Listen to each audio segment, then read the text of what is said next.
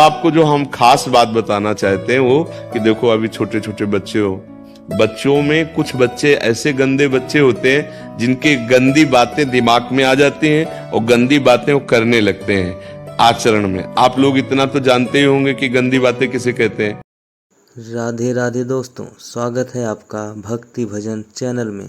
दोस्तों, आज की इस वीडियो में हम सबको जानने को मिलेगा कि बच्चों की दिनचर्या कैसी होनी चाहिए, बच्चों का भविष्य कैसा होना चाहिए, उनकी पढ़ाई लिखाई बेहतर कैसे बना सकते हैं, कैसे उन्हें अच्छे राह पे चलना सिखा सकते हैं। इस वीडियो में आपको पूरी जानकारी मिलेगी। दोस्तों, इस वीडियो में बच्चों को लेकर बहुत ही महत्वपूर्ण जानकारी दी गई है, इसलिए दोस्तों वीडियो को आप लोग पूरा देखिए, तभी आप लोग जान पाओगे, समझ पाओगे। दोस्तों, जब प्रातः कालीन उठें तो पहले उठने का नियम ले कि सूर्य उदय के 1 घंटा पहले हम उठेंगे। देखो हमारी प्रार्थना मानना। तो इस समय सूर्य उदय कई बजे होता है? लगभग 6 बजे, 6:30 बजे। आप 5 बजे उठ जाइए और उठ करके सबसे पहला कार्य कीजिए, पृथ्वी के चरण स्पर्श कीजिए, भूमि के चरण स्पर्श कीजिए।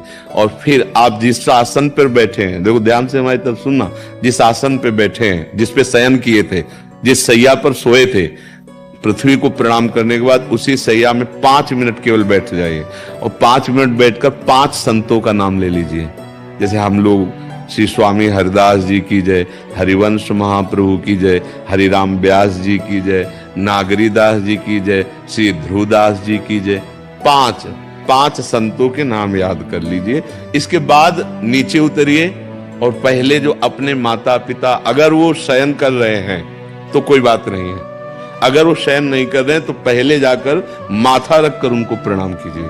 इसके बाद आधा लीटर या 1.25 लीटर जितना आप जल पी सकते हैं, उस जल को आप हल्का सा गर्म करवाइए अपने माता पिता से, जो भी आपकी सेवा में हो, या अगर आप स्वयं कर सकते हो तो स्वयं हल्का सा। अगर 500 ग्राम पी जाए तो और अच्छी बात है, और इससे ज्यादा पी जाए तो अच्छी बात है। वज्रासन में बैठना आता है? वज्रासन जानते हो आप लोग? देखो वज्रासन, वो देखो बैठ रहे हैं, ये दोनों पैरों को ऐसे इससे बैठकर जल पिया जाए। ये आपके ब्रह्मचर्य की रक्षा करेगा, कब्ज नहीं होने देगा और आपके मस्तिष्क की गर्मी को ठंडा करेगा। ऐसे वज्रासन में बैठकर धीरे धीरे 5 या 10 मिनट में जल पिया जाए, एकदम न पिया जाए। गिलास में लेकर के 500 ग्राम जल धीरे धीरे उसको पिया जाए। फिर इसके बाद आपको 100-200 कदम टहलना है। फिर इसके बाद आप शौच जाइए। शौच अगर आपका पेट साफ हो जाता है, अगर नहीं साफ होता है, कोई ऐसी परेशानी लगती है, तो 1 चम्मच ईसबगोल की भूसी और छोटी हर का आधा चम्मच अगर रात्रि में दूध से या पानी से ले ले तो वो बार बार शौच नहीं लगाएगा, पर आपकी आंतें साफ हो जाएंगी। शौच जाने के बाद स्नान करें और फिर तुरंत, अगर आपको व्यायाम आता है तो करे, नहीं तो सीधा सरल बात होती है, 20 बार बैठ जाए बैठक और 10 बार लेटने वाली दंड। और इसके बाद जो अनुलोम विलोम, जो इससे खींचे इसे छोड़ दे, इससे खींचे इसे छोड़ दे। इसके बाद दोनों हाथ ऐसे करके 7 बार ऐसे करे, सीधा खींचे और सीधा छोड़ दे। इतना ही तुम्हारे लिए प्राणायाम की आवश्यकता है। अब अपनी दिनचर्या में लग जा। जो पढ़ाई का कार्य दिया गया है, आगे तुम्हें और भजन की बात हम नहीं कह रहे, जो पढ़ाई का कार्य दिया गया है वो भगवान की ही पूजा है।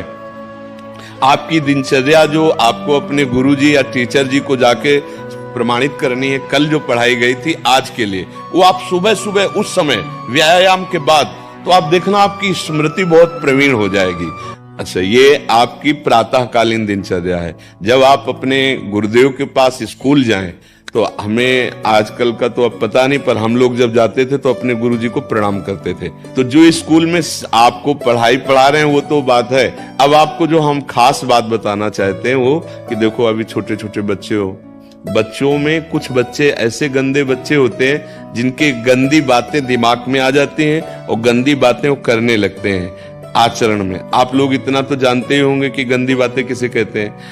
आप लोगों के पास अगर मोबाइल है तो कभी गंदी बात देखना नहीं, कोई भी बच्चा अगर गंदी बात दिखाए तो अपने टीचर से या अपने माता पिता से जाके शिकायत करनी चाहिए। वो बहुत हानिकारक होती है। कभी कोई भी गंदी बात अपने द्वारा नहीं होनी चाहिए। अभी आप नवीन जीवन धारण किए हुए हैं, आप भगवान की प्राप्ति, देश की भक्ति और बहुत अच्छे अच्छे पदों में जा सकते हैं। अच्छे पवित्र आचरण और पवित्र संस्कार। ब्रह्मचर्य के लिए गंदे बच्चों का संग त्याग करना, गंदी कोई ऐसी हरकत सिखावे या बात सिखावे तो उसको सुन करके छुपा नहीं लेना, तुरंत अपने टीचर से बताना या अपने माता पिता से बताना, और ऐसे बच्चे का कभी संग नहीं करना। और रात्रि के सोते समय ये जरूर ध्यान देने वाली विशेष बात है, रात्रि के सोते समय जो भगवान का नाम प्रिय, जैसे इन लोगों ने आप लोगों को बताया राधा वल्लभ श्री, तो सोते समय बस प्रार्थना करो कि हे प्रभु, आज दिन हमारा जो भी गलती हुई हो वो हमको आप प्रार्थना करते हैं कि आप हमें समझाओ क्या हमसे गलती हुई। अगर पूरी दिनचर्या में ऐसा लग रहा है हमसे कोई गलती नहीं, तो भगवान सुबह से अभी तक हम सोने जो जा रहे हैं ये पूरा समय आपको समर्पित।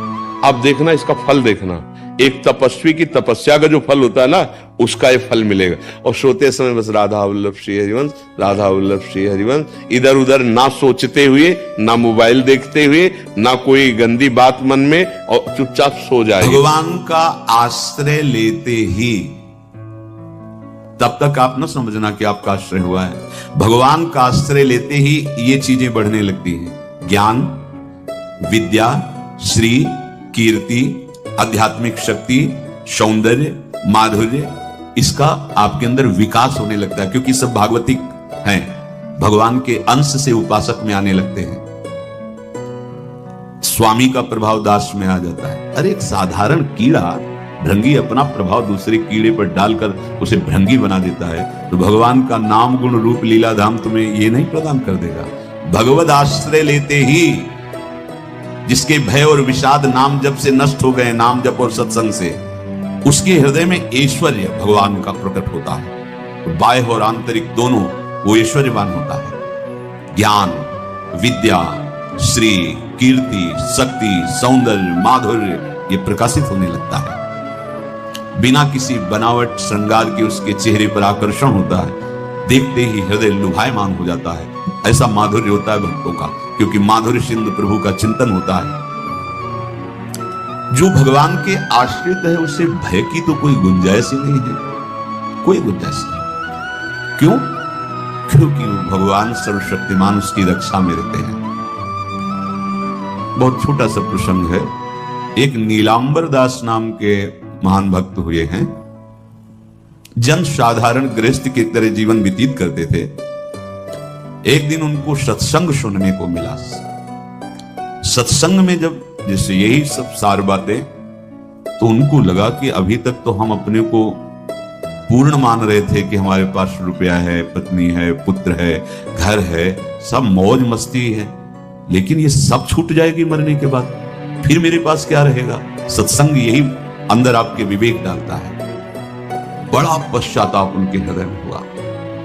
ये है कृपा, जिसको अपने लौकिक भोगों के बीच में रहकर उनसे जलन पैदा होने लगे, जान लेना भगवान उन पर बहुत कृपालु हो गए हैं।